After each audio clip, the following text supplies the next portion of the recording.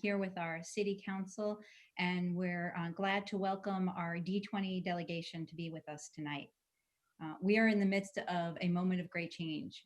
At the national, state, county, and local level, conversations and actions are being taken to confront and address the history of violence towards Black and Brown people in our country. Policing and police violence against Black and Brown communities across this country is one part of systemic injustices. This is a moment for us not only to rethink about how we do policing in our communities, but to reimagine how we address public safety.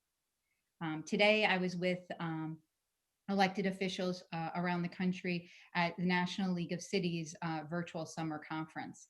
And we were talking about different things and lessons people are learning as they're looking at their police departments, but looking across their communities at what can be done. And as we have these conversations and we look at what's possible here in Tacoma Park, we must also look at what is happening at the county level and at the state level. Because many times the laws that are at the state or policies at the county level can hamper some of the reforms we want to have take place here in our community. So tonight we're here with our D20 delegation to talk about what they're working on and what they hope to accomplish in Annapolis when they get back there. And I think it goes without reminding all of us how lucky we are to have the representation we do in Annapolis. These issues are not new for our delegation. They have been working on them, and we look forward to hopefully providing them the support they need when they return there to make the reforms happen that need to happen. After we hear from our delegation tonight, we also have our police chief with us. Chief Duvall can speak for a few moments, but he's really going to be joining us tomorrow evening, Wednesday night, at our regular council meeting to do a deep dive into policing here in Tacoma Park and be able to answer questions from the council. And if people have other questions, they can send them in as well. We will also have members of the council, city council, are able to ask questions, and we'll turn it over then to members of the public. People have already sent in questions, and thank you very much for those. We will be mostly focusing on questions about the state level issues that are facing us right now, and if we have time, get to more specific Tacoma Park issues, but really we'll probably save most of those for tomorrow evening and ongoing conversations. If you do have a question and haven't sent it in yet, you can see at the bottom of your screen, there's a Q&A box that you can click. Please put your question in there, and we will read them out and ask people to answer them. So if you have a question, please put it in the Q&A box. And once we're done hearing from our delegation, we'll turn to questions in a moment. So right now, I'd like to turn it over. I probably should have asked who the first person, if I'm turning it over to Senator Smith to kick us off, or? Sure. I think we all have a brief, just introductory statement that we've got a PowerPoint that we'd like to share with you, if that's okay with you, Madam Mayor. Yes, thank you. All right. Hey, well, thank you for the mayor, and thank you for the city council for hosting us, and thank you for facilitating this Zoom meeting. Obviously, under the circumstances, it's best to be in person, but this is the second best thing. So it's great to see you all over the internet. I just want to first say, obviously, Tacoma Park City Council and Montgomery County have always served as a model for the state, and then therefore the nation. So I want to just say thank you for all the work that you've done into the innovative practices in terms of hiring and transparency and accountability, and making sure that our law enforcement officers are part of the community, really ingrained in every aspect of our community. So I just want to say thank you for that. Tonight, we're going to talk about, obviously, the national situation, but also we're going to remember and highlight some of the instances that have happened here in District 20 and in the state of Maryland, and how we have so much more to do.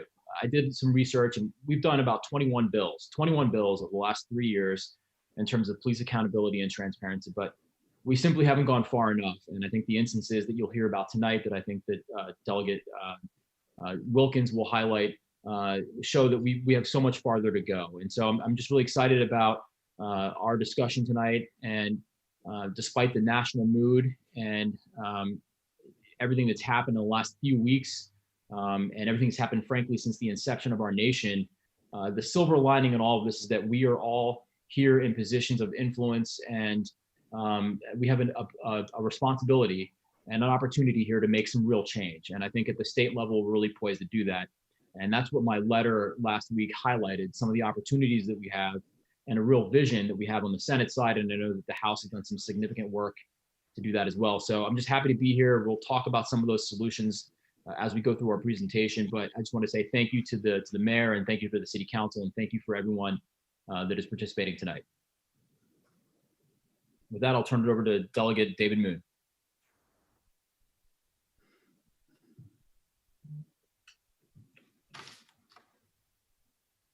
Great.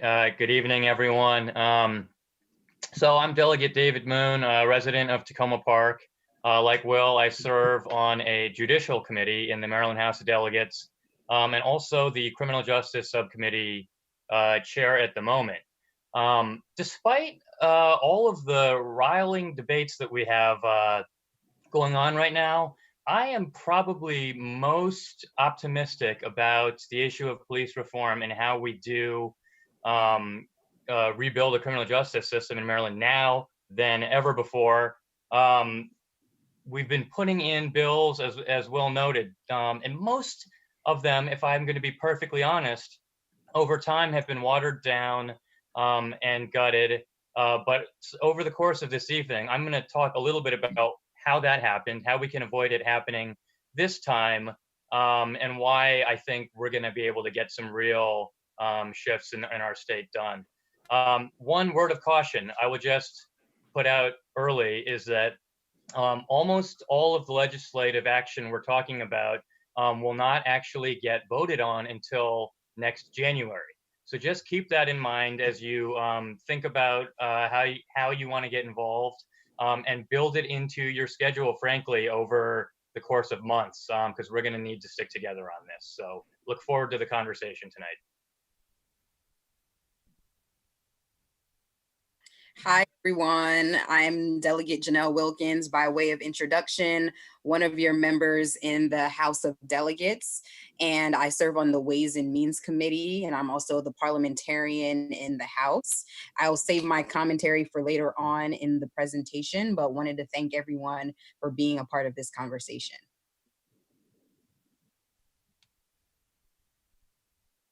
Hi there, I'm Delegate Laurig Charcudian, and I serve on the Economic Matters Committee, and really excited to be having this conversation. These are issues that I've been working on before I was elected for a very long time, and since I've been elected, and I think that many of us are aware of the brutal history in our country, but the good news about this moment, as difficult as it is in terms of some of the images, is that it gives raises the issues to the point that everybody is now paying attention. And so I think it gives us an opportunity that we haven't had to really move forward. And I think that's what you're going to see us talking about tonight, where we'll have a chance to highlight what we think we really have an opportunity to move this session. So thanks for being here.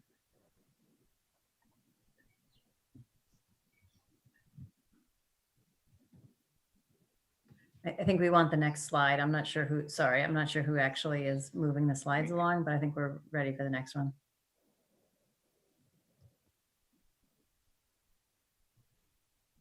All right.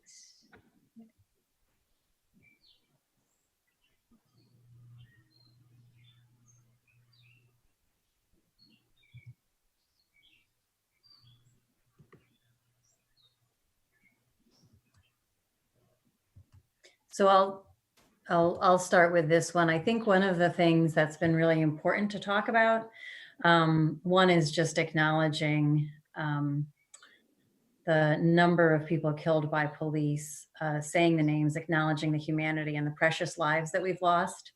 And there's been a good deal of attention across the whole country, but it's important to make sure that we're also recognizing, as we're working on changing things here in Maryland, recognizing the people killed by police in Maryland and in Montgomery County in particular. And so we just want to take a moment to acknowledge these precious lives of the people that you're seeing on this list in front of you.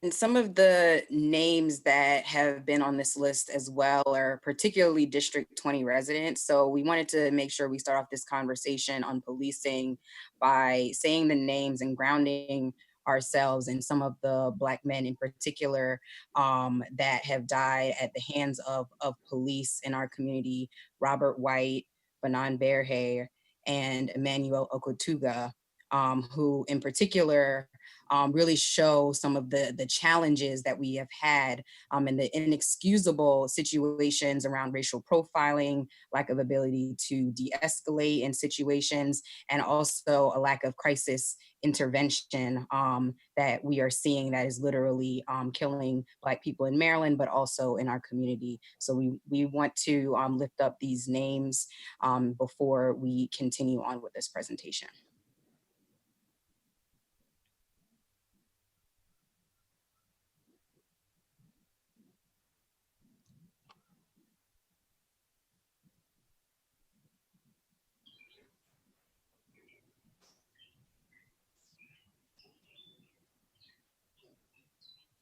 Thank you. If you want to move to the next slide. So here's what we're going to do tonight. I think we want to take some time to talk about, as we've said, we think that there is a real opportunity right now in Maryland, and there's some structures that are already in place. And we're going to discuss what those structures are, a little bit of the history of what's been considered, what has changed, how much hasn't changed, and then what the current structures are and how we hope that those create opportunities to move forward. But we're going to also do that in the context of, I think the District 20 team has a much broader idea about what we hope will change. And so we want to make sure that we're clear with our constituents about really what we believe this bigger conversation is that we need to be having, as well as some of the specific things that we'll be fighting for in Annapolis. And so that's really what we're going to focus on first. And then after we have a chance to kind of do that overview, we'll be taking questions, I think, first from the council, specific to what are the things that we can do that could be helpful to support the local changes that they're interested in, and then also taking questions from participants who are on this call. Next slide. All right, so to provide a little bit of background before we move forward with the current moment, I think it's important to flag that the District 20 team is not new to this issue. And we've worked together and with colleagues and advocates to champion justice reform and policing issues for a number of years now.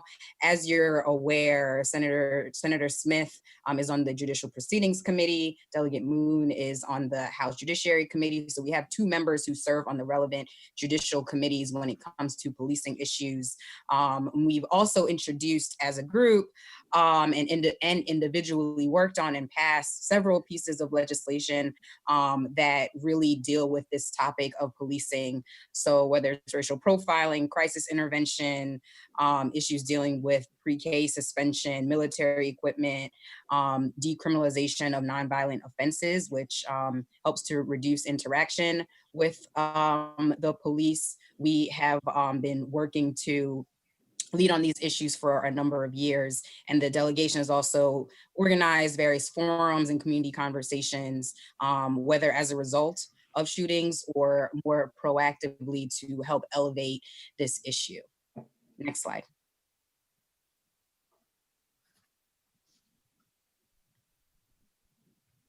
All right, thank you, Janelle. As Delegate Wilkins mentioned, I'm the chairman of the Judicial Proceedings Committee. Last session was my first session at the head of the committee. We obviously got cut short because of the COVID-19 pandemic, so we only had about 2 months to have that position. But as chairman, I thought it was important to set a vision and to kind of plant a flag for where the Senate would go next year in terms of police reform and long overdue measures that we've had. So here, I'm going to provide a little bit of context for the Law Enforcement Officers Bill of Rights and some of the discussions that have been going on surrounding that.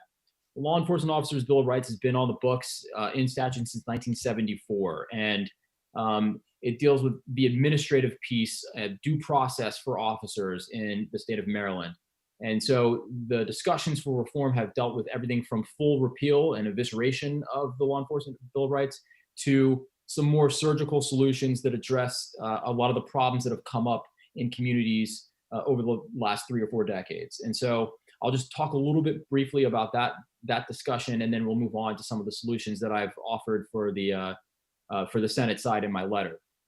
So as far as the full repeal, I think that if you say full repeal, I hate, the phrase brings real heartburn to me because it's the national conversation of repeal and replace. But if you repeal the Law Enforcement Bill of Rights, you have to replace it with something, because the de facto position would be to go to the local jurisdictions, the 24 jurisdictions that have collectively bargained for agreements with their local police departments, and that framework would then be the default position. So in Montgomery County, for instance, one thing that it's, I think, particularly egregious is that for the review board, for the administrative board, or for the disciplinary board, the law enforcement officer, within the agreement, that law enforcement officer gets to choose 2 of the 3 members of that disciplinary board.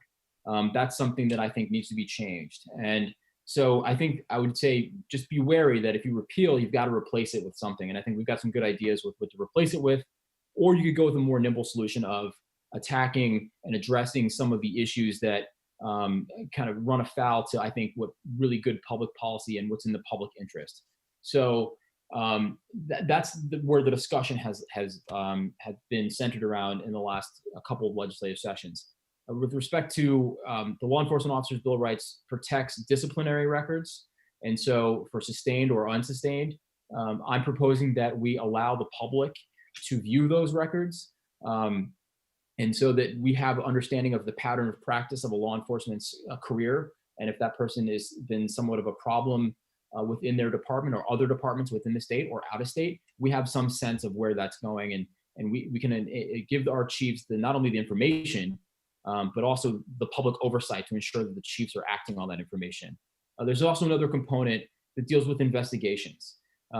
So there are a couple bills that have been before the legislature that ensure that offer that there's some sort of a layer of independence. Right now, under the Law Enforcement Officers Bill of Rights, the investigations for police misconduct have to either be done by a sworn law enforcement officer, or if the governor chooses to intervene, he can appoint or she can appoint the attorney general or the attorney general's designee. What I'm offering is that the state prosecutor, which is already well equipped to do this in terms of investigations and in terms of prosecutions and in terms of being insulated from the political limbs, that person be brought into the process because there's a level of independence. And so that's a solution I think that will definitely come before the Senate, and I hope that the House entertains it as well. Going on to the Civilian Review Board and the civilian roles, obviously each jurisdiction can offer their an iteration or a version of what that looks like. In Montgomery County, the application process just closed last week for civilian input. In Baltimore City, they have civilian review. But the point is this: they don't have a vote on the disciplinary matters, and they're not really intimately involved in the decision making in a meaningful way. And so what we can do in the Law Enforcement Officers Bill of Rights, we have a real opportunity now in this moment to ensure that there's significant civilian interaction, meaning that they have an opportunity to vote, that they have an opportunity, and that process is fully public and published to the public and accessible to the public. So we have an opportunity to make sure that there's meaningful civilian interaction and oversight and involvement in the process. I will go on to Anton's law and some of the hiring issues, but I want to make sure that Delegate Moon gets his chance to talk about body cams, police militarization, and then I can also talk about qualified immunity and the liability caps as well, if you'd like, Delegate Moon.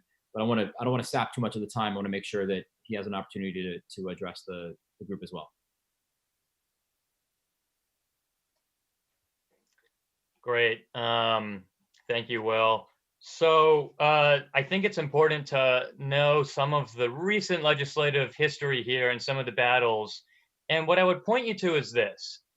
Basically, when Will and I first came into office, we were entering in a sort of post-Ferguson, Missouri protest backdrop and Freddie Gray happened early in our time in office. And so that was really the context for the policy changes that were being proposed in Maryland.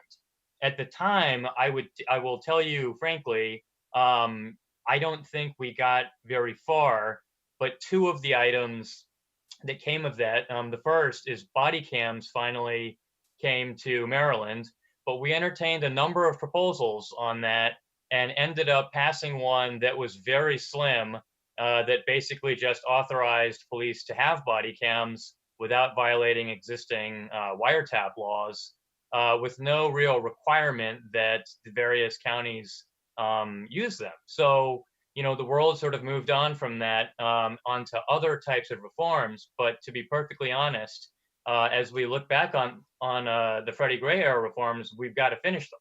So most police departments in Montgomery County, in the state, still do not have body cameras. So the state police, our own police, don't have body cameras. So before we move on to other things, we got to finish that. The other Will was talking about LEOBR is the Law Enforcement Officers Bill of Rights. There were some very modest reforms that were done to that in the wake of the Freddie Gray protests, such as, for example, getting rid of a requirement that police brutality complaints had to be notarized, or that a police officer has certain number of days before they can be interviewed after a use of force incident. And the reforms post Freddie Gray reduced those number of days. So it didn't solve the issue by any means. And some of the things that came out of the post Freddie Gray reforms, such as giving civilians some sort of role in these disciplinary boards, basically we got stonewalled by the law enforcement community, and those did not get created as we had anticipated in then. So this is all to say we have a long way to go. I'll pause there. And the result was basically the same with everything else, military equipment. You know, even though Obama banned police departments getting that equipment and Trump undid Obama's rule, we couldn't get the Obama rule put back into place in Maryland. So we're going to get back on all of those. And I will let the next person speak. And with that, we can go to next slide. Thank you. Delegate Moon, could I just do one little footnote there? Please. So for just the 5-day notice thing, I mean, I think that the nuance matters there. So we've dropped down the 5 days before they're interviewed. It was initially 10 days. We dropped down to 5 days. But I think that an important part of the discussion is to understand that we really want folks to dig into the details because they matter. So for instance, if you compel the testimony of an officer, then because it's compelled, that information and the information that's the fruit of that testimony cannot be used in a subsequent criminal proceeding, because even law enforcement officers have a Fifth Amendment right. So if you compel that testimony early, you're kind of sacrificing information and evidence for a subsequent criminal investigation and proceeding. So just important to understand that. Also for the qualified immunity and the liability caps, I think it's important to have that discussion, and we can go a little bit farther into that. But right now, when you think of deprivation, when you think of incidents of police brutality, we think of what's, under Section 1983, a deprivation of civil rights, and that's a federal claim. And so if you go that federal route for the individual officer, you hear things like qualified immunity or respondeat superior, like you hear those legal terms. Essentially what that means is that if that officer is operating within the scope of their job, then they may be insulated and protected from a lawsuit, even though there are no caps for recovery in the federal system. And so, and also, if you sue the state in the federal system, they're going to say there's an 11th Amendment, basically a right for the sovereign immunity, so that they will invoke the 11th Amendment and protect themselves. So it's not plaintiff friendly. The whole process is not plaintiff friendly, and that's the point of talking about qualified immunity. That's the point of talking about raising some of the liability caps of the Local Tort Claims Act.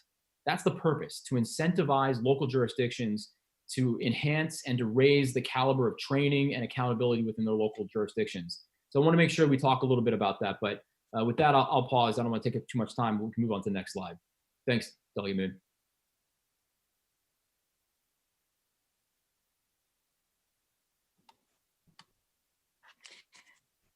Thank you, Senator and Delegate Moon. I wanted to help us move into the future. So we just took you all through some background around what we've been fighting for, some of what has passed in the state. And before we move forward with some of the very specific reforms and transformative policies that we are working to champion, we wanted to really make sure that while we understand that it's necessary to focus on policing, it's so important that we recognize is all part of a larger structural issue of systemic racism and criminalization of poverty that leads poor people, Black people, other people of color to constantly have the gaze of suspicion, to lack opportunities and to interact with the police more. So we believe that we can't divorce the issue of policing from issues of housing, education, income inequality, transportation, environmental justice, and other issues. And we acknowledge and we heed the call around defunding the police and understand that this includes investing in other services and social services and redefining public safety. So in the cases of the names and the people, the men, the young men that we named earlier, particularly in District 20, that their lives may not have even interacted with the police in those situations if we had defunded the police and really changed and transformed the way that we look at public safety. And so with that, we also in this larger context, believe it's critical to include addiction recovery, mental health treatment in the conversation as well, as we talk about this issue of policing. So we want to make sure that it's clear that we do see this issue within the larger construct of systemic changes, systemic issues. And with that, I'm going to turn it over to Lorik to talk more about some of the specific policies that we are working to champion. Can we get the next slide, please? Thank you. So thank you to my colleagues. And so we do want to, I just want to reinforce the last comment that Delegate Wilkins made, because I think it's really important. There's a lot of conversation about reforming police. Is it reforming? Is it defunding? Is it abolishing? So there's some bigger philosophical conversations to have, but within the policy conversation that we want to have, specifically, I think we want to really keep our eye on the ball of the larger transformations of society that are needed, and recognizing that those, the ones that Delegate Wilkins just went through, recognizing that those that those will take some time, and we need to keep fighting for those. And in the meantime, we do have a police force. So whether or not folks feel like we should have a police force, we do have one. And until we get to a different kind of a structure of our society, we need to make sure that the police force we have is accountable and is respectful and is not killing people and is not brutalizing people and traumatizing people. And so even while we're working on those bigger picture issues, there's some very specific reforms that we need to be fighting for. And so this list right here, I'm not going to read every single one of them, but I want to just highlight a few of them. And I don't think it's exhaustive, but what we did, the team kind of got together and put down on paper some of the ones that we think are important to be looking for and to be fighting for. And so I think one of the things that we want to highlight is the removal of police from schools. The policing in schools really came about during the mid-90s, and it was sort of theoretically tied to Columbine, but it was also tied to the overcriminalization and a massive increase of incarceration across the country. And so really looking at and questioning the role of police in schools.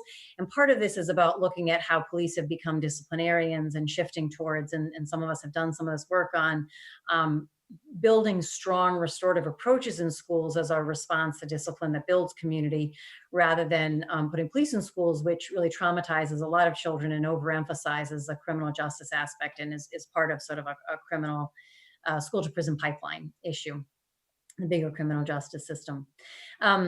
Senator Smith talked a little bit about LEOBR. I think there's a question of, do we repeal it? Do we make massive changes to it? I think there's broad agreement amongst the four of us that we need really massive changes to it if it's not a full repeal. Certainly repeal with holding on to or putting in a few other places some of the useful pieces like whistleblower protections and other useful pieces that are in there.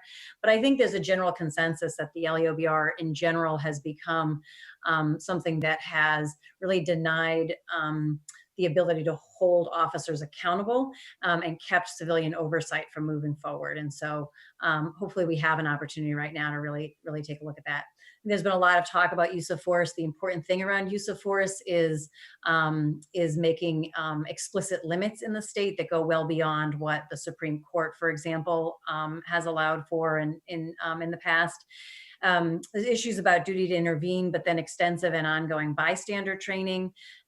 We actually have in our own district one of the experts who's done a lot of writing on this at Georgetown University. So we have a lot of really evidence-based practices of how to build that up. Civilian oversight we've talked about, and I think again it ties back to some extent to the LEOBR, that there's limits to the kind of civilian oversight that's possible because of the restrictions that are in there. And so while the details of a civilian review board would come from local government, we need to change the laws at the state level in order to allow for that to happen. We've talked a little bit about the disciplinary records and the reality of the ability, and Anton's law addresses this to some extent. It was named after Anton Black, who's was able to be hired after having significant disciplinary issues and use of force issues in another jurisdiction, was able to then be hired in on the midshore in the Eastern Shore, and ultimately was responsible for killing Anton Black. So there's a lot of talk about de-escalation training. I think there is de-escalation training in most police curriculum. I think that it's our belief that it's not sufficient, and that there really needs to be a shift in the amount of hours of training that go into sort of engaging from a force perspective to greater de-escalation strategies. A lot of talk nationally about banning chokeholds and strangleholds. I won't go into that. I think that Will is going to talk more about the Special Prosecutor's Office, but there is a real challenge right now about police investigating their own, right? And I think that's something that folks are familiar with. And so a need to establish a structure that allows for the kind of investigation necessary to really root out the violence and to have that accountability. Again, there's also some evidence-based programs that for better pre-employment testing that sort of highlights the kind of folks who are going to be able to be more effective as officers, as guardians, as opposed to warriors. A lot of conversations about training and hours and content that can be revised. The police-involved shooting investigations. We were discussing whether most departments will tell you that they don't use quotas, but it's our understanding that there is not right now state law that prohibits the use of arrest or ticket quotas. And so we believe that it's necessary to have that explicitly in state law. Liability caps, I think Senator Smith talked about, and I think everyone's familiar at this point with no-knock warrants. So I would say this is not an exhaustive list, but it's a range of the kinds of things that we wanted you to see that we, for the most part, we have consensus amongst the four of us, and we would fight for. I think we'll be looking at what is it possible to get through in this upcoming session. But I think all of us need to really be aware that this, while we really want to harness this moment, some of these things may still take additional time. And so we don't want to lose sight of it when we see what we're able to make happen this year. And in a moment, Senator Smith and Delegate Moon will talk about what that process will look like. We want to make sure we're bringing these back, these broader reforms back, as well as the bigger structural changes that Delegate Wilkins talked about, that we're continuing to work on that over the next several years. You can go to the next slide, please.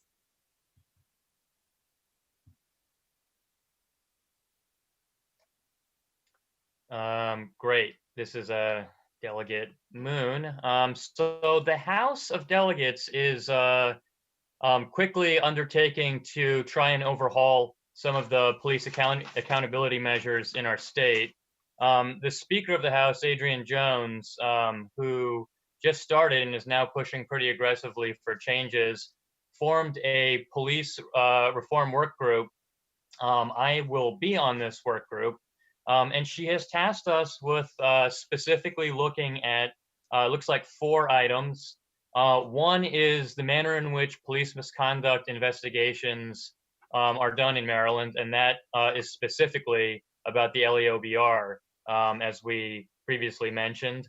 Also, the possibility of creating statewide use of force standards, which is something I am strongly in favor of, because it's the missing ingredient from the last discussion was we were investigating uses of force, but we never really undertook a serious legislative discussion about simply deauthorizing that force in the first place.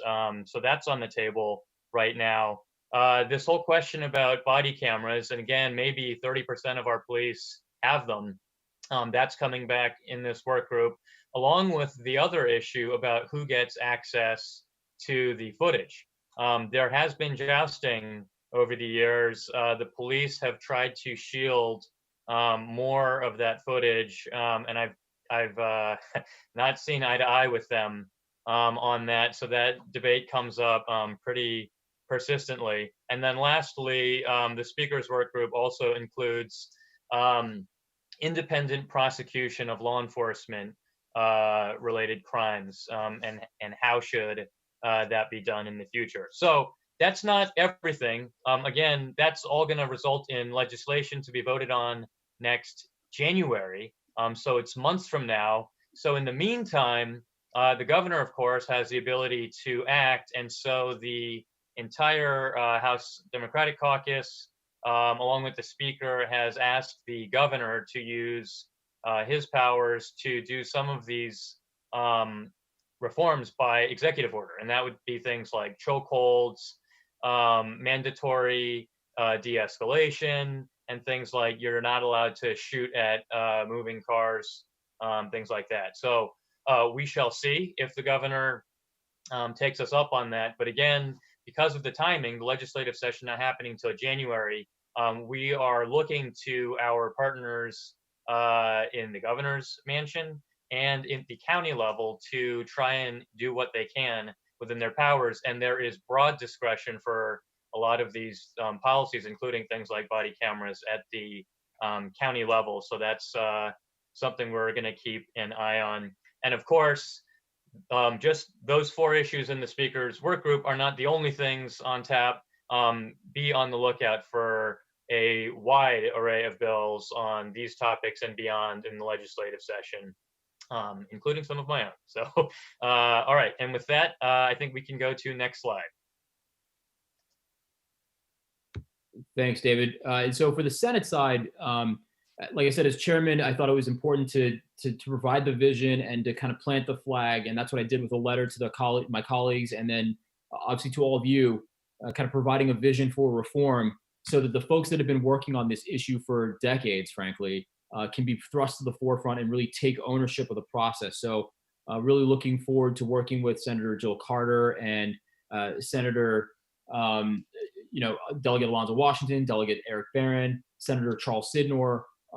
All of those folks have been working for legislative session after legislative session on a lot of these reforms. And so this is really to provide them the platform to push, at least on the Senate side, those issues forward. I do want to dovetail on what Delegate Moon said, is that we've got 6 months until we go back to the legislative session. So we're counting on all of you to keep this issue alive. When the protests stop and the articles stop and the op-eds and the interviews stop, we're going to still go back into session in January. We're going to have a lot of tough work to do. And we're going to have to convince a lot of our colleagues, especially me on the Senate side, to come along with a lot of these really robust reforms. And so it's my hope that by providing this letter and by getting some of the support early and then setting hearings, we're going to have hearings in the fall on all of these measures and more. The list that I published wasn't exhaustive, and I'll go over it in a second, but we'll have lots of issues before us that we'll be able to suss out during a hearing. And since every bill in Annapolis has to have a hearing, once we've checked that box, we'll be able to take quick action in the first few weeks of the legislative session. And so we'll keep the momentum going. And so I want to applaud the House for formulating the committee to look into these issues. I want to applaud the Speaker for sending that letter today. But I think we can both agree that the real solution is a legislative solution, so that no governor can come back and with a stroke of his or her pen undo some of the good work that we're about to do in the next legislative session. So going into that, I think the approach that I'm going to be taking is allowing those folks that have been leading on this issue, like Senator Carter and Senator Sidnor, to parse out these issues and separate them, because each of these elements of reform are so complicated and so important that they can't be nested in an omnibus bill. And so that's the approach that is going to be successful in the Senate. The Senate president has publicly stated that he's in full support of the agenda and the product that we'll be able to produce out of our committee. My committee has never been the worry. It's always been the Senate floor. Just as a matter of procedure, the Senate floor is a more widely placed than the House floor. There's no second reader rule, no kind of respect for the committee product amongst the committee members. So anything you put out on that Senate floor is fair game for anyone to take down and attack. And so my goal is to get the support locked in early, get the public sentiment behind that early, and put that pressure on early so that we have the support that we need to get through some meaningful reform and to capture this moment that unfortunately was sparked by yet another tragic event. And so just very quickly, some of the top lines: disclosure of disciplinary records, use of force, some of the training, implicit bias training, demilitarization of the police force, that 1033 federal program that allows local jurisdictions to acquire military grade equipment for the price of shipping. Oddly enough, the only department of our 130 police departments throughout the state that was precluded by statute from acquiring military grade equipment was that Hopkins police force, which is now going to be delayed for 2 years. So excessive bystander intervention, that's something that we're going to be pushing for. Independent prosecutor, having the state prosecutor come in and provide that level of independence and expertise in the investigations.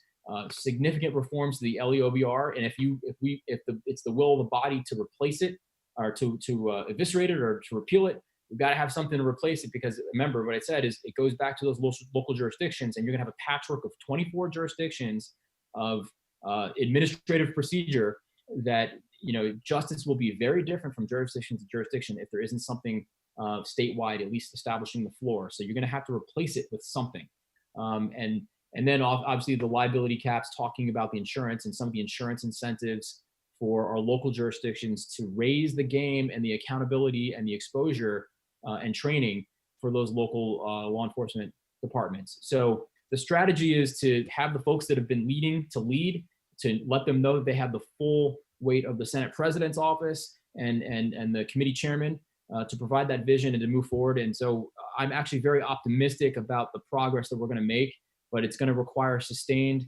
involvement and engagement from folks like you in not only in county government and city government, but the folks that are tuned in tonight to ensure that the local pressure is kept on and we keep our eye on the ball in the intervening 6 months until session. So with that, I'll rest and we can do closing remarks.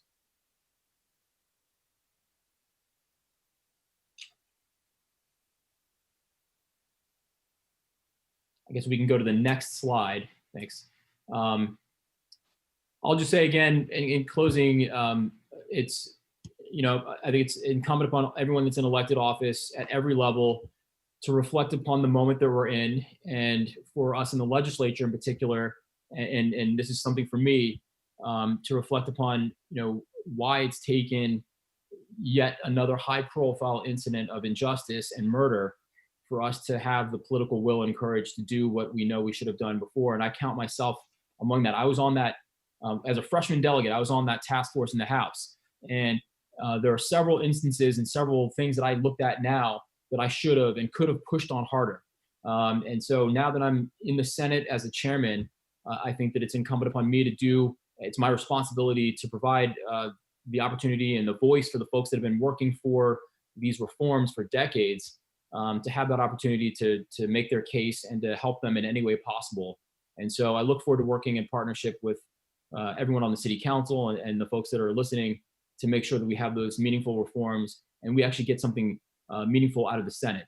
And so I'm looking forward to having that discussion in the next couple months. And I just thank you all for participation, your participation tonight.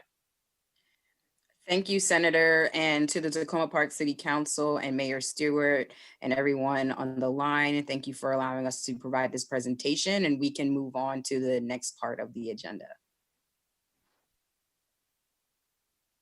Great. Well, thank you, everyone, for that presentation. I just want to let folks know that we are also streaming on Facebook and recording tonight, and we can make the PowerPoint available. I'm going to ask my colleagues on the City Council if they have any questions. They can raise their hands and I can call on them.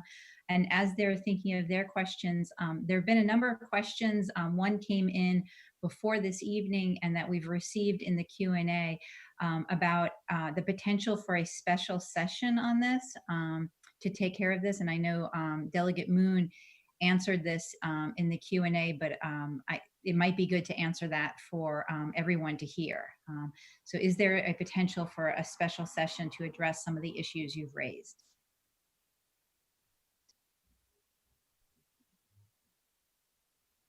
Great. Well, I'll just put a little bit of, I'll say two things first. The quick answer is don't plan on it. You know, your advocacy strategy should not plan on that being where this fight is going to take place. I would say so far, I've not seen any signs that that's going to be the case. In fact, we had previously held around Memorial Day for a special session, and the legislative leadership explicitly called that plan off. Recently, there was some clamor from members about this, and I think a lot of the drive was so that we could get police reform moving this session. I personally, if we do that, I'd also want to take a look at some of the issues Janelle's been talking about, like eviction and some of the pandemic-related economic response and some of the unemployment issues Laura's been looking at. But it could be exactly that waterfall of legislative asks that that they might try to avoid. But you know, that's sort of where we are. But for now, I really think what the reality is, we have to plan for these legislative debates to happen in January, after a presidential election, after more coronavirus scares. And so it's going to be challenging, but incumbent upon us to build communications and the wherewithal to stick with this for months. And just to add, I think that the question should be continued to ask. We all need to continue asking about the special session and pushing for a special session because these issues are urgent. Just to provide additional context, I think two considerations are one, and just in terms of health and just concerns around the COVID-19 crisis. Really, although the state is starting to reopen, the pandemic is not really dying down. And although we're talking about a potential resurgence, we haven't really been out of the woods yet around where we currently are with the pandemic. I know that that is a concern. And the second concern is around, we do need the votes to actually get this passed. That means that we need to make sure that 141 or at least 85 delegates are able to be in the House so that we have a veto-proof majority.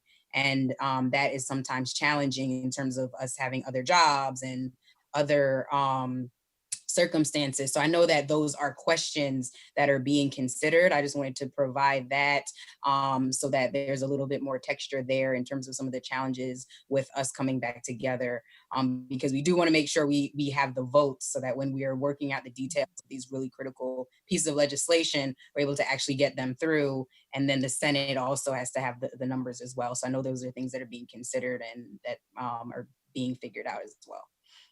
Great, thank you. And so I just want to remind folks that we have a lot of questions and we have about 40 minutes left.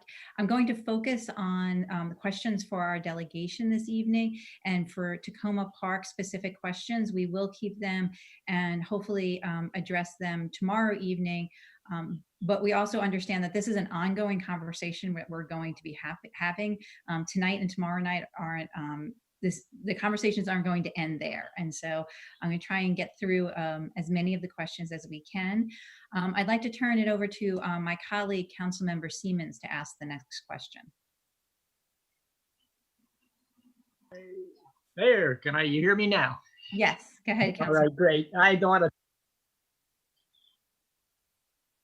appreciate your coming, and I think the greatest part of you being here is the value to my constituents to hear how impressive it is that you have been working on this and you have such a detailed knowledge of the things that kind of make up the next step. I don't want to say solve the problem, but at least make up the next step to carry us forward. I also want to take this minute to thank Mayor Stewart for her leadership and my colleagues, because this council has really been paying attention to these issues and moving the city police department forward in a way that I have not seen previously in my almost 20 years on the council. And then I also just want to say that, Chief Duvall has been great in helping to change the culture of the department in the direction that you all were talking about tonight. And with him and the city manager working on that, it's been very encouraging to me that we are truly addressing the problem in a way that has not been done in the past. I look forward to working with the District 20 delegates in the coming year to help with these things. As you all pointed out, it seems so easy to say let's change the Law Enforcement Officers Bill of Rights, or let's make the body cameras work. It's not that easy. There's a lot of considerations. There's a lot of people involved, and it all comes down to negotiation in the end. So I look forward to all of us on the council working with you. And then I also am hopeful that here in Tacoma Park locally, there are things that we can do, and we need to organize that, and I believe put together a task force to talk about what does public safety really mean in Tacoma Park, and how can we tailor it to be better and prepare us for the 21st century. Thank you. Great. Thank you, Councilmember Smith, Councilmember Siemens. I'm going to go to one of the questions. I'm going to come back to my colleagues in a second. That was submitted earlier. I know this has been an issue that Delegate Wilkins has been thinking of, but I'm sure others in our delegation have. This resident writes in, one, thank you very much for the town hall on policing. He says, every year the state of Maryland sells around $50 million in products made by inmates through the Maryland Correctional Enterprises program. These products include a substantial amount of the furniture and office supplies used in state government buildings and state universities. Although the vocational opportunities this program provides are great, most inmates in the program are paid around 35 cents an hour. How can we achieve real police reform if the state treats inmates as a source of virtually free labor and has an economic incentive in ensuring a constant supply of prison workers? Does someone from the delegation like to? Yeah. I can start with that. I very much appreciate this question, as I have introduced and passed a couple of bills dealing with our prisons and inmate labor. And actually, very quickly today, I think that the ways that our incarcerated individuals in Maryland are supplying and providing cheap labor in a number of different areas, we're still uncovering it. Today, the Ways and Means Committee had a hearing where I learned that our incarcerated individuals actually are the ones who develop these postcards that go out and are mailed out to people who are eligible to vote who are not yet registered. And that was actually a surprise to me, because I didn't realize that those postcards that are so helpful that we receive are actually a result of the incarcerated individuals. And they didn't go out this year because of the coronavirus. But get to the question, one of the things that we've done is around transparency, so that now we actually have the data available in public around how much incarcerated individuals are being paid. That was a piece of legislation that I passed last year, and that's available now. The second piece of this is that when we talk about policing, we actually have to look at the entire justice system. And people enter the justice system, oftentimes their first encounter is with the police. We also have to look at what's happening in our prisons. And when it comes to inmate labor, the state is actually having the conversation now, because we have forced the conversation around the work that incarcerated individuals are doing, and the lack of compensation that literally is from a few cents up to $2.75 for an entire days worth of work. So I think that the next step that where we are now as a state is that we really need to figure out what justice looks like, whether it is getting consensus around a minimum wage for our incarcerated individuals and them making the same wage that folks who are not incarcerated are making. And now that we have the information available to us around more of what's happening inside our prison system, we have to look at the entire economy. We have to look at the markup that is taking place when it comes to buying necessary items in the commissary. We have to look at our phone races. There's an entire economy inside our prisons that is not just the pay that they are making. So yes, we are having the conversation now around their pay, and we need to really push the conversation as well around the entire prison economy. So I would just encourage that person to continue to engage with groups like the Jobs Opportunity Task Force, which is one of my partners in this work. We'll definitely have more legislation coming around inmate wages and the prison economy. So would love to partner and continue the conversation with District 20 residents and others who are interested in working on this issue. Madam Mayor, I'd like to say just another I want to thank Delegate Wilkins for her work. I mean, she led that effort for the transparency effort. I was happy to cross-file her efforts that she led on and had been leading on for the last two sessions. We got it out of the Senate thanks to her, her strong work for the last couple of years. So now we have that transparency. But I think just as important is some of the things that you equipped our returning citizens or folks that are coming back home with. So whether it's making sure that they have IDs and access to information with respect to healthcare and jobs. Also this year, out of the Judicial Proceedings Committee and out of Judiciary, we passed bills that incentivized the acquisition of educational credits and skills. So not only for your associates, not only for your BA, and even a master's degree, we enhanced and we upped the level of diminution credits or good time credits that you can get. So these are incentives that you can get out a little bit early. If you enroll and you complete these programs, it'll give you some marketable skills when you get out. And if you have a job, obviously recidivism rate drops precipitously. So we've done some really great work, not only from the transparency aspect of how much folks are getting paid, but also equipping folks with the vocational and the educational skills that they need to succeed when they get out. And so we've done some great work and we're looking to do more. So I just want to say thank you to the colleagues that have been pushing that, and thank you to Delegate Wilkins who pushed that transparency bill for the employment piece. Okay, thank you. Now I'd like to ask my colleague, Councilman Searcy. She had a comment or a question. Hello? Yes, we can hear you. Can you hear me? Yes. Perfect. So I want to, we'll start my video now. Wonderful.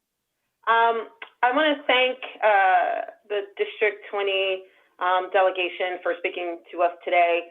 My heart is a little lighter after seeing your agenda, because I think a number of the really pertinent points you have them covered and they're on your list. I do have a couple of questions. You talked a little bit about the body cam work, but has there been any discussions about other forms of technologies that police departments may be using to identify or to racially profile potentially suspects? So community cameras, those kinds of things. Or are you speaking strictly about just the body cams and the data that's tied to those?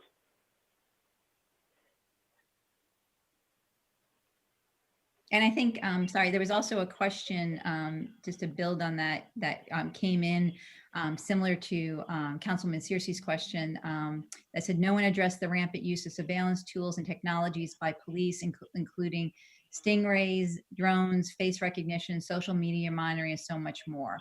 Will that be a factor as you explore reform? And I think that's similar to Councilman Searcy's question. I can take that. All right, I'll let Delegate Moon take it. I can take it if you want. I mean, up to you. Okay. Okay. All right. So I think a lot of that's happened within the context of everything from the plane that's going to be circling Baltimore City, kind of surveilling and capturing all that information, to a lot of the speed light cameras and cameras that capture your license plate data that I know Senator Wallstreicher used to work on with respect to ensuring that they're not captured and warehoused for too long a period of time. Body cameras, X-ray backscatter, all those technologies that are used to track and to monitor not only criminal elements, but all of our elements, all of us moving about society. So there are some significant privacy concerns that have always arisen that the ACLU and other groups continually bring up. And I think the kind of the most stark example is the surveillance plane in Baltimore City that will be providing a constant feed of everyone. It'll capture, the aperture is great. And so you'll capture not only criminal elements, but everyone else moving about their daily lives. So I think there's a balance there between public safety and privacy. And those are the discussions that'll continue to happen. But apart from the cameras, which the biggest piece of the cameras, I think those are one of the most effective ways to capture interactions between police and the public. The problem has been, I think only 4 jurisdictions have adopted police cameras since we passed that law 3 years ago, or since it was then Delegate Sidnor's bill. And so the biggest issue is simply the money. We need to have the money for the departments to be able to implement that, I think, all important measure that'll add a layer of transparency for all of us. That's probably the most effective, but serious privacy concerns that arise every session. And Madam Mayor, can I just ask one more question? So I appreciate Delegate Wilkins' point about decriminalizing poverty, because I see this as such a cyclical issue. People who are poor are more likely to find themselves in situations where they have a negative interaction with police. They end up in prison. Their families are having to financially provide things to them while they're in prison. They're having to make calls. Everyone's kind of milking that system, and then they come out, and it's difficult for them to get jobs, and it's very cyclical.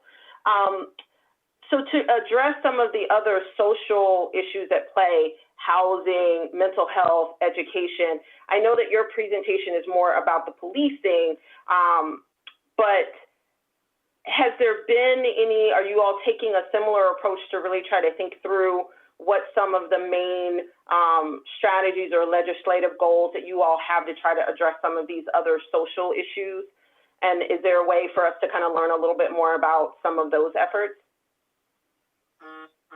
I'll jump in just briefly, if I could. I think I want to sort of talk at the micro level and then sort of the macro level. So I think that there is, and Delegate Moon has done some really good work on this. He may want to jump in. These sort of decriminalizing these, I call them like the nuisance complaints, or the things that are sort of, if you live in an urban area, you're more likely to be picked up and end up with a criminal record for having an open container on the sidewalk. Whereas if you live in a more suburban or rural area and you're out on your front porch and take a step onto the sidewalk with your open, with your drink, you're less likely to be picked up by the police. And so I had a bill last year that decriminalizes open containers. So it's and what you see is that there's a lot of places in the code where sort of hidden here and there. Delegate Moon's done some work on like gambling, like the people are doing gambling on the sidewalk or on a stoop. in a very public way and decriminalizing those kinds of things. So that's an example of where the kind of housing that you're in and where that housing is doing the exact same thing can get you trapped in the criminal justice system, or, you know, nobody notices. So there are a number of areas there where we can make a lot of progress. The other thing that's interesting about the nuisance complaints that I just want to sort of flag, because in a moment I'm going to talk about mental health and investment in our mental health system, which, you know, in the short term, these things always look like they cost more. It's always like this question of like, where do we get the money to pay for the real investment in community-based mental health services? And this comes back to this question of like, what do we mean when we say defund the police? And what we mean is look at where the police budgets are going to, and which parts of those police budgets, short-term, long-term, can be directed towards things that really solve the underlying issues that police are responding to, mental health being a really good example of that. When a community mental health system fails completely, and somebody has a crisis, and maybe in that crisis they're violent or maybe they're not, but somebody feels desperate and afraid, and so the, you know, family members even or neighbors call the police, and now they're responding. But the response is because our community mental health system failed, and it failed because it wasn't funded. So just tying that back for a second to the nuisance complaints, you know, we also have police, we're paying a lot of overtime for police to go to court, and they're going to court on these complaints that we have a real question about, like, should we even be enforcing these things? So you have the nuisance complaint itself, that there's a question about, like, here's a pathway and a trap into the criminal justice system. And that particular complaint, in order, you know, once that person gets picked up, then you have what some of us would argue is a waste of money in overtime, and a police, you know, a police officer who maybe works the night shift now is coming in during the day to go to court on that. And so, you know, those levels of the big picture, the stuff that we can do at the state level, about really looking at these nuisance complaints and what do we really need officers to be enforcing. That's sort of a state level piece. There's also state level conversations about the investment into mental health, into other social services, into addiction recovery. And that is work that many of us have been working on for a long time, and we need to keep doing. But I think what we'll find at a local level is if we can do a better job of, for example, addressing the nuisance issues of not having to be paying officers this overtime, suddenly local budgets will also start to shift in a way that now there's money for family services, for mental health services, and so on. I do want to highlight, though, you know, there's sort of the state investment into services, and that's kind of an ongoing budget issue that we're having. But there's also state policy that creates greater equity. And so there's things like the minimum wage, which we increased last year, and paid sick leave, which we increased last year, and paid family leave, which we need to increase, which we need to establish. And hopefully this year or the following year, we'll address that. And so many of those things that address working families' ability to take care of their family, and you know, in sickness, but also, you know, take care just generally in terms of economic stability, are also a really important piece of this puzzle. Things like ban the box, right? So we just recently, we banned the box, and then the governor vetoed it, and then we just overrode it. So, you know, I could go on. There's kind of the big picture stuff, and then there's like multiple little things, and we've really got to kind of keep our eye on both of those things. And we've made some progress on some of these issues, and need to keep working on it as well. So hopefully that addresses some of your question.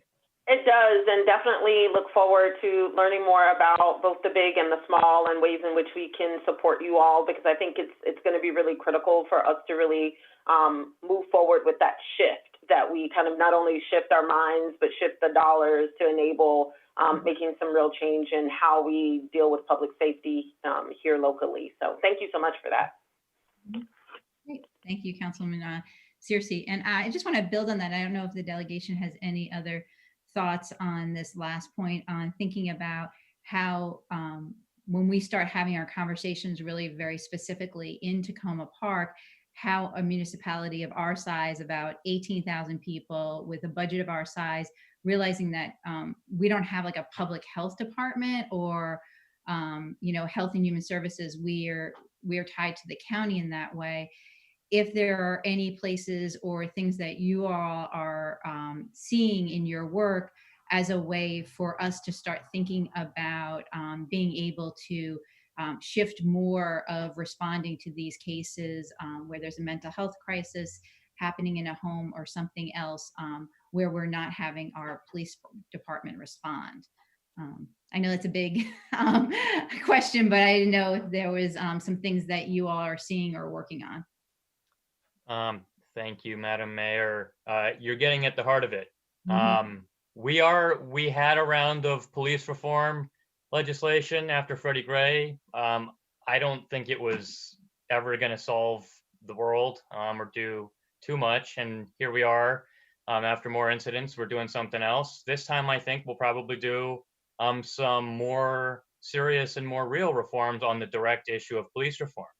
Until this issue about what defund the police means started triggering this conversation about, well, are the armed police the right people to send to these mental health crisis calls, or someone is sleeping on a bench, things like that.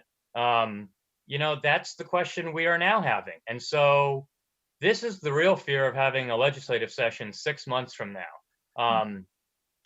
This is a funding question. Make no mistake, we are going to be in pandemic state and local budgets come next January.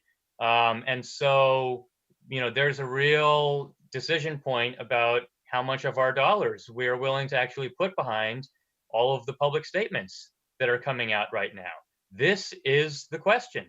All right. I mean, I've seen numerous Democratic officials talk about, well, I'm with you until you start talking about the money, and if you want to talk about defunding, I'm not with that. Okay, well that's your position. That's fine. I disagree. I think we can reallocate funds, but if you're unwilling to make that concession, where is the money going to come from? We're in pandemic budgets. You either cut something else, you decrease police spending on something else, or something new. I mean, frankly, I posed this exact choice to some of my colleagues more senior than I, and also pointed to things like marijuana legalization to dedicate a source of revenue for all of this. It's not going to be cheap, and if they're not willing to embrace the aspects of the defund message, then show me somewhere else where you're going to be serious about this.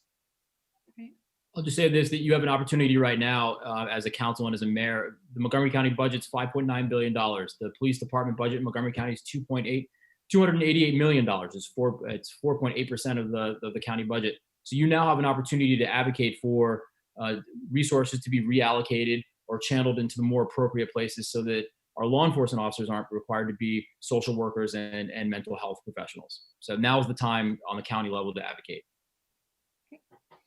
Thank you. So we have 15 minutes left and have a lot of questions. I'll try and get through as many as we can, but I know our delegation is very responsive, and we can pull up their email addresses again, so people, and we will send all of the questions to our delegation just so they can see that as well. Next, I'd like to turn to my colleague, Councilman Kostick. Thank you very much. Can you hear me? Yes. Great. Thank you. I know there are a lot of questions in waiting, so I'll try to be brief. But I really want to thank you all for being here tonight. And say, as Councilmember Searcy said, I'm really, really happy to see the dedication that you all have, and I'm not surprised by it because I know this is something that you all have been focused on for a long time, even when it was not something that was widely being discussed. I think it's fantastic to see your look ahead and what you want to achieve. And I really appreciate that you're looking both at the very specific police reforms, such as no-knock warrants, training, chokeholds, LEOBR, but also more holistically, as we were talking about social services, decriminalization of small offenses, mental health, all of those things that are a big part of the picture and that need to be addressed. Here in Tacoma Park, we have things that we can do locally with our police, but we sort of run into a wall with some of these where we really do need the action at the state level. And so I appreciate that you are advocating for those things. I think probably the largest, if I am looking at this correctly, the largest area we probably need the most help with in order to be able to do what we need to do here is the LEOBR, because that's just something that we cannot do much with on our own. And so I appreciate your focus on that. And I wonder, as others have said, I know this is going to be a difficult budgetary time, a difficult economic time, and there's a lot of momentum at the moment to make changes. I hope that can be maintained, and I really hope that we can, as much as possible, help you with that when the time comes. So please do let us know how we can continue to advocate for this and how we can help to advocate to your colleagues who might need a little more nudging than you do, since you are so on top of this already. And so I guess my question to you is just how can we help, and are there opportunities, as we've been talking about, to tie in this discussion, since there is a lot of emphasis, as we've been talking about, on specific police reforms, but to tie in the funding discussion and to tie in some of these other really necessary reforms that feed very directly into the societal equations that impact what happens with police in the first place. To tie some of that together so that we are able to address those things while there is momentum, and address not just policing, but also some of the mental health needs, the workforce development, social services, all of those other needs that we face. Great, thank you. And that is a question that a lot of people ask. What can we do next? What should we be prioritizing? In particular, folks ask on the slide that Delegate Charkoudian went over with a list of other things. Are there things that you would like us to help prioritize, advocate for? Someone asked, is a petition to the governor helpful, or can we build bridges to other parts of the state? So I think all of those are related to Councilman Kostick's question on what should we be prioritizing and how can we be of assistance?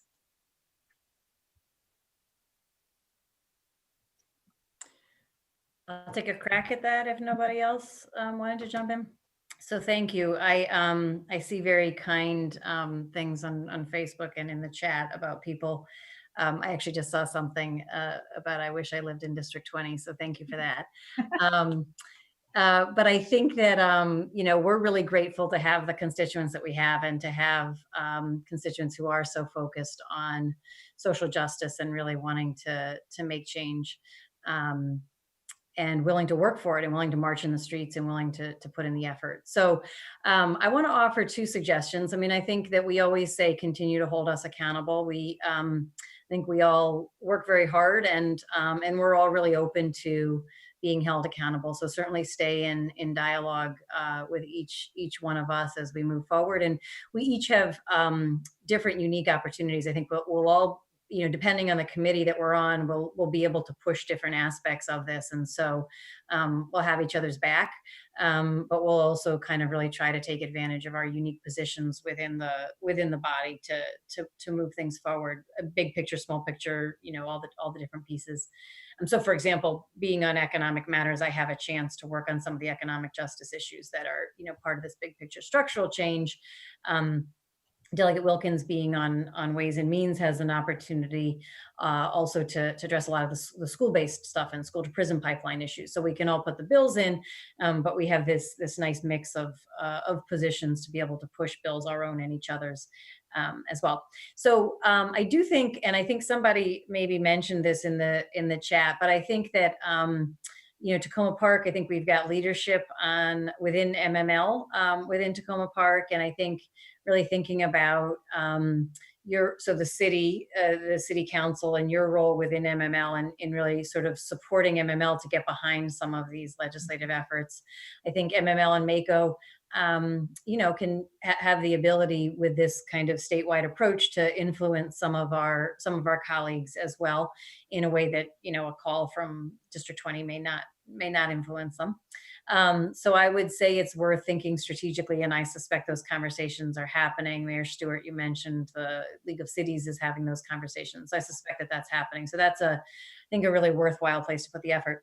And then the second thing, and I think some of the folks who are on this Zoom probably have heard me say it before, I really recommend that activists in Tacoma Park and Silver Spring and White Oak and District 20 look at where your friends live across the state and like adopt a friend who may not be as much of an activist as you, but who trusts you. Like adopt a couple of them. And in particular, if you have them in, some of the sort of more purple areas, MML is the Maryland Municipal League. I see the question just came up. But if you can adopt somebody who, is someone who trusts you, and maybe they're not going to spend as much time as you do, really understanding all the nuances, but maybe they trust you enough that when Delegate Moon has his bill in the Judiciary Committee and, we need to get votes on that committee to get the bill out, you may have the person who's in that sort of swing district that can make a couple of phone calls. And so it's worth, while we're doing organizing with our colleagues now, it's worth everyone looking at their, phone lists and your friends and your friend lists and see if you have, and you don't have to take on the whole state, but see if you have a handful of people who will trust you. And because there's going to be a lot of really hard votes that are going to come down to a couple of people. And if you can get folks in those other areas reaching out to their electeds as well, that is something very specific that folks, even if you're in this district, can do. Thank you.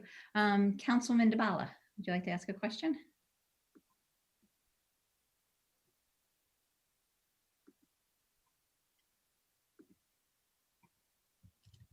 We can't hear you. Wait.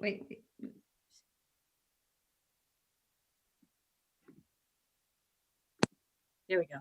Yeah. I just want to say thank you to the delegation for showing up, for presenting such a really remarkable range of things for us to think about. And I really appreciate the attention to questions from the residents. So I won't take much time other than to say I've been listening and thinking about what the city council can do to support you. MML priorities had occurred to me, city priorities, and of course, as individual bills come up and are heard, we can weigh in as a city council on those. And I had wanted to ask a couple of other things that have already been asked about what we ought to advocate for at the county level. But I think a lot of that's been discussed already. So I'll just pass and say thank you for being here. Great. Thank you. And can we have Councilmember Smith?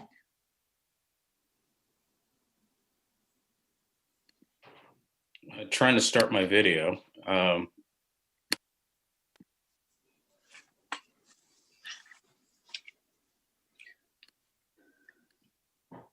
right. First off, I would like to thank D20 for being with us tonight. I want to thank Delegate Charkoudian for mentioning MML. I remember when I served on the legislative committee and the General Assembly brought before its members body cams, and some people wanted them, and some members of MML were concerned about the funding, because there are a lot of smaller jurisdictions in the state that it's not just getting the body camera, it's maintaining the body camera, and what do you do with the video?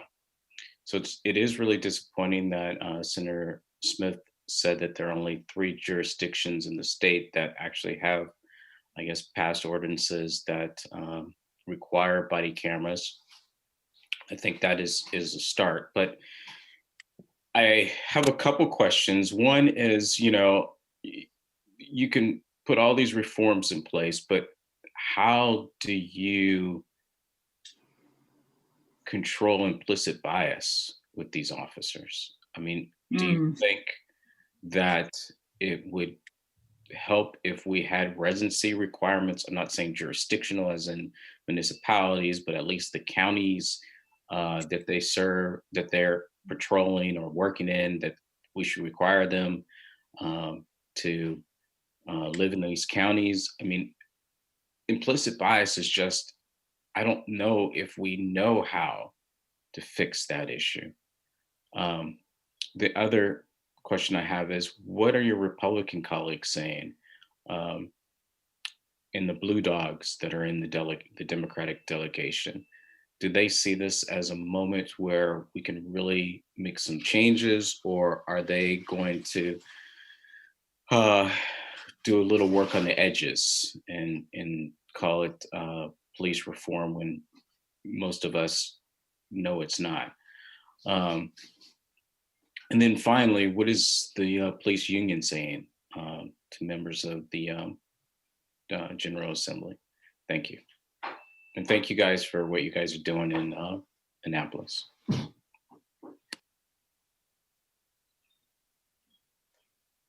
Great. Let me just quickly tackle this question about implicit bias, because I think how one answers this ought to guide how they approach reform on this. And I will be perfectly frank and cynical and say we don't solve that. We try to mitigate that. And if you sort of understand what I mean about that this persistence of racism and tribal instincts and finding difference in people, that we have to be vigilant about fighting that. Never say, oh, this has been solved, we've checked that off. But if you believe that, then you start to get again back to the question that the defund movement is asking, which is understanding that that's out there and that we have to keep fighting that. Why are these the people we want to send with firearms to a whole range of situations? And maybe that's not the best idea. So that's why I can't get away from it. I've been more excited by this discussion than many others that I've seen in recent memory, because it's really getting at some deeper subject matter here. But it's challenging. So it's, as you can see, it's caused like a cultural debate in some ways, and suddenly we're seeing people jumping all over this as some sort of barometer of where you are on issues now. But we need to get back to the central question, which gets to the fundamentals of how we structure government. We have to restructure it, and this is a wake-up call. Law enforcement does take a lion's share of our budgets. There's going to be resistance to moving that. And we also are going to need to supplement with revenue sources from other places as we wean people off of a culture of violence. So, the Tacoma Park hippie in me says, let's get to it. And we've got a few months to try and seize this momentum. So let's do it. Great. Well, thank you. Oh, Delegate Wilkins, yes. We can't hear you, Delegate Wilkins. I would just add that in terms of how we eradicate and look at implicit bias, we also need to make sure that we're focusing in on our hiring practices. It's been a well-known and well-documented fact across the country that white supremacists have infiltrated a lot of our police departments.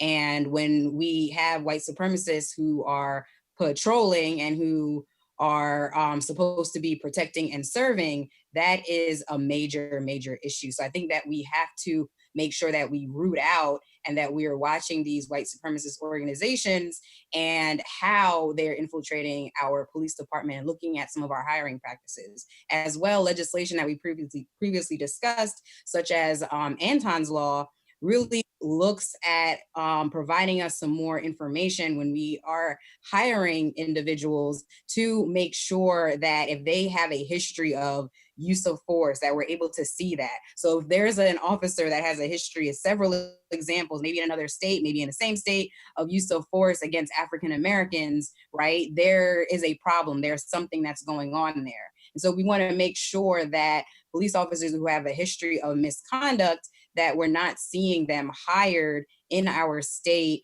who are also showing potential implicit bias with members of our community as well. And that's something that's an important provision in terms of that legislation, because it's called Anton's Law, because of the young man that was killed by an officer who really should never have been hired in Maryland, who had that kind of history in terms of misconduct history in his record as well from Delaware. So I think that the hiring practices are also a big part of how we look at implicit bias. Senator Smith, did you want to add to that? Sure, I'll just say, absent the extreme examples of, of obvious racists that may try to infiltrate, I think that one of the core of the issue is that everyone, we have to recognize that everyone has an implicit bias. And so the training is really important. And a lot of departments across the state have engaged in some innovative approaches. Dr. Rashawn Ray out of the University of Maryland has a really great program that he's been sharing with departments across the state. And so making that a baseline of training for all of our folks in law enforcement through the Police Training and Standards Commission is going to be something that's critical. And I think the understanding is that for the broader scope of folks, that everyone has implicit bias, and understanding how to mitigate, as Delegate Moon talked about, mitigate those instincts is going to be important in how we interact with our police department. I'll just say that the military does a fantastic job. When you forward deploy, you get cultural competency training, you understand the cultural norms, how to approach people, how to hold your weapon, how to address people. All those things factor into integration and partnership and trust with the local communities. With respect to the FOP, I'll just answer that directly. Had some preliminary conversations. Obviously, there's going to be some difference of opinion. I think that we've crossed the Rubicon for some of these reforms. And so the point of all of these discussions and your involvement in the future is to ensure that we still have the political will to have those tough discussions and make those tough decisions come January. And that's my hope with the letter and with the speaker's task force and with the speaker's recent letter, that we keep that momentum going so that we have an honest discussion, but we still have the political will to make meaningful reform. Okay, thank you. I'm going to, I think I'm sharing my screen right now, hopefully, with the contact information again for our delegation.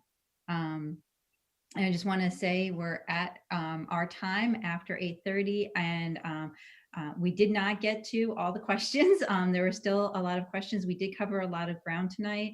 I want to extend my appreciation to our entire delegation for taking time out of their schedule and for doing this so quickly. This came together very quickly, and we appreciate you taking the time. As I mentioned, we will have our police chief joining us at tomorrow night at our meeting, our city council meeting. You can view that on Facebook and City TV. And if you want to sign up to provide public comment, you can do so on the city website up until 5 p.m. Tomorrow. So again, I just want to extend my thanks to everyone.